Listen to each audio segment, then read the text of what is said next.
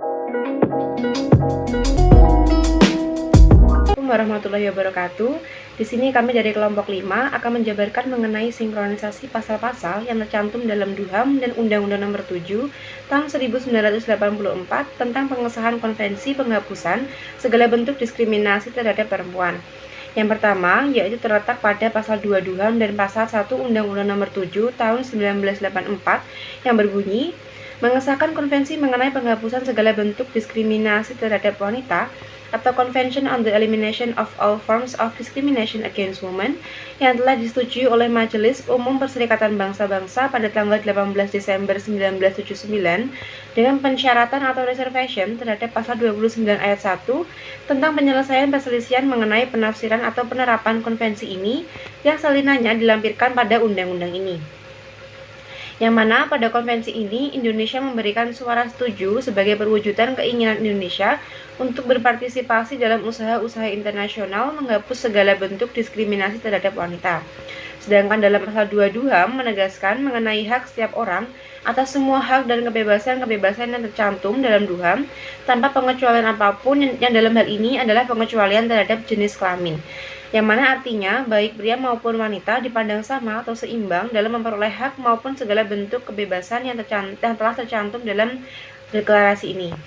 Atau Deklarasi Universal Hak Asasi Manusia, berisi tidak seorang pun boleh diperbudak atau diperhambakan, perhambaan dan perdagangan budak dalam bentuk apapun mesti dilarang. Lalu bersamaannya dengan UU Nomor 7 Tahun 1984 tentang pengesahan konvensi mengenai penghapusan segala bentuk diskriminasi terhadap wanita, di mana mungkin perbudakan sendiri pernah terjadi di masa lampau, di mana pada zaman dahulu para wanita biasanya dijadikan budak seks oleh penjajah, sehingga mungkin di sini menimbulkan diskriminasi pada perempuan, di mana perempuan sendiri itu seharusnya dihormati, dilindungi, dan juga dijunjung tinggi harkat martabatnya. Akan tetapi di sini diperlakukan sebagai budak dan terkadang juga diperjualbelikan alih-alih sebagai PSK. Mungkin dengan adanya praktek tersebut, pasal 4 DUHAM ada keterkaitannya dengan UU Nomor 7 Tahun 1984, di mana pada UU tersebut tentang pengesahan konvensi mengenai penghapusan segala bentuk diskriminasi terhadap wanita. Pasal 1 UU Nomor 7 Tahun 1984 yang berbunyi mengesahkan konvensi mengenai penghapusan segala bentuk diskriminasi terhadap wanita atau Convention of the Elimination of All Forms of Discrimination Against Women yang telah disetujui oleh Majelis Umum Perserikatan Bangsa-Bangsa pada tanggal 18 Desember 1979 dengan persyaratan atau reservation terhadap pasal 29 ayat 1 tentang penyelesaian perselisihan mengenai penafsiran atau penerapan konvensi ini yang salinannya dilampirkan pada undang-undang ini. Dan DUHAM pasal 5 berbunyi, tidak seorang pun boleh disiksa atau diperlakukan secara kejam, diperlakukan atau dihukum secara tidak manusiawi atau dihina. Keterkaitan kedua pasal tersebut yaitu sama-sama menjelaskan tentang diskriminasi, disiksa, diperlakukan secara kejam, dihukum secara tidak manusia, dan dihina termasuk dalam kategori diskriminasi. Diskriminasi dalam artian yaitu suatu perbuatan, praktek, atau kebijakan yang memperlakukan seseorang atau kelompok secara berbeda dan tidak adil atas dasar karakteristik dari seseorang.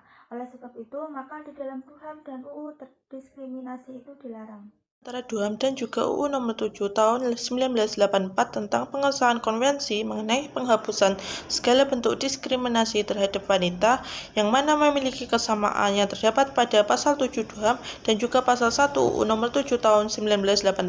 Adapun pasal 7 DUHAM berbunyi, semua orang sama di depan hukum dan berhak atas perlindungan hukum yang sama tanpa diskriminasi. Semua berhak atas perlindungan yang sama terhadap setiap bentuk diskriminasi yang bertentangan dengan deklarasi ini dan terhadap segala yang mengarah pada diskriminasi semacam ini. Sedangkan pada UU Nomor 7 Tahun 1984 terdapat di pasal 1 yang berbunyi mengesahkan konvensi mengenai penghapusan segala bentuk diskriminasi terhadap wanita.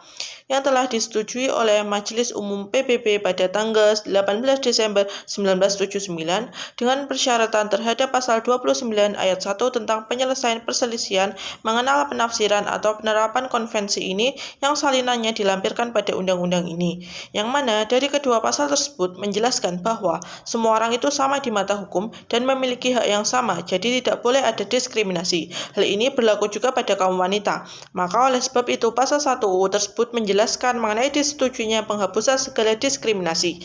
Jadi segala bentuk diskriminasi yang didasarkan pada perbedaan jenis kelamin harus dihapus, karena setiap orang memiliki hak yang sama, baik kaum pria maupun wanita. Saya akan menjelaskan mengenai ajakan untuk menghormati HAM. Baik saja, sudah seharusnya masyarakat ikut ambil bagian dalam penegakan HAM di lingkungannya. Menurut Heri Herdiawanto dan kawan-kawan dalam buku Kewarganegaraan dan Masyarakat Madani, ada beberapa bentuk dukungan yang dapat dilakukan warga masyarakat dalam upaya penegakan HAM. Dukungan masyarakat tersebut adalah menolak dengan tegas segala bentuk pelanggaran HAM. Pada dasarnya, pelanggaran HAM sama saja dengan melanggar harkat dan martabat manusia. Masyarakat harus tegas menolak dalam bentuk pelanggaran HAM dengan cara menghormati hak orang lain, menghargai keputusan dan pendapat orang lain, tidak melakukan perbuatan yang dapat melanggar harkat serta martabat manusia, dan lain sebagainya. Bersikap kritis terhadap upaya penegakan HAM. Selain menolak segala bentuk pelanggaran hak asasi manusia, masyarakat juga harus bersikap kritis terhadap upaya penegakan HAM. Misalnya, memberi bantuan kemanusiaan, mendukung langkah-langkah yang dilakukan pemerintah dan aparat dalam proses peradilan HAM, bersikap tegas kepada pelaku pelanggaran HAM, dan lain sebagainya. Contoh bentuk dukungan masyarakat yang dirangkum setidaknya ada 4 contoh bentuk dukungan masyarakat yang bisa dilakukan dalam penegakan HAM.